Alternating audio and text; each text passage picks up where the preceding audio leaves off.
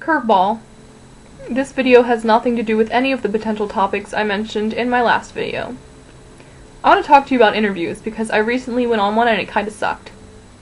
And it was my own fault that it sucked. Here are some things I think are helpful so you don't fail like I do. I'm going to start off by saying I'm operating under the assumption that you have a basic knowledge of do's and don'ts for interviews and interview preparation. I hope that's true. Number 1. Females especially, if you plan to wear makeup to your interview, which is probably a good idea for most interviews, see if it is possible for you to get there ahead of time, locate a bathroom, and put your makeup on there. The reason being, especially during the summer, humidity. For this past interview that I went to, I sweat like nobody's business, and my foundation melted on my face. That is not a good look. That is not a professional look. That's not something that your interviewers, I'm so good at speaking. That is not something that your interviewers want to see.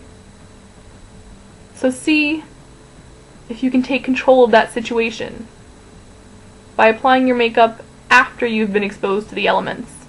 Second thing, when you have updates for your resume, update your resume immediately. When you first get a new job, you're thinking, I have a job, I may never need a resume again. And if that's true, God bless you. I do not have that certainty. Time got away from me and I did not update my resume to reflect the place where I currently work. So I had to tell them, oh, by the way, I am presently employed and should you consider me for this position, I'll have to give my current employer 2 weeks' notice. And they were very polite and they didn't confront me about that and say, why didn't you update your resume to reflect this information? They probably already silently judged me and decided they weren't going to hire me at that point. But I will tell you that interviewers are not always courteous. They are not always polite. They can be rude. They expect you to be composed and professional and very polite.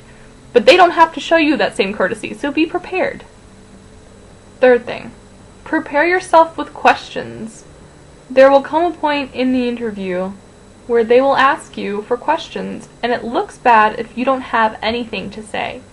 Now, you don't have to come up with some crazy, impressive, ridiculous question. Just a normal question is fine. Something that shows that you're paying attention to the information that they're giving you, and you'd like to know more about something that maybe they didn't cover very much about. Or that you're not just an idiot sitting there going, because that's basically what I did. Don't do that. This is not necessarily a good time to bring up questions about salary. That's something that you hope that they will bring up during the interview. Last thing, everybody knows that you're supposed to have a decent handshake for an interview. And it's not that I don't know how to shake hands. I do, I promise, I know how to shake hands. My problem is that I'm extremely awkward, and it's difficult for me to bottle all of that awkward for an extended period of time, like at a job interview. For the interview that I had with the job that I am presently working at, I had probably the worst handshake of my life. The interviewer and I scissored fingers. I didn't say anything about it, she didn't say anything about it, I turned around and left. But please don't do that. Please. Good luck out there.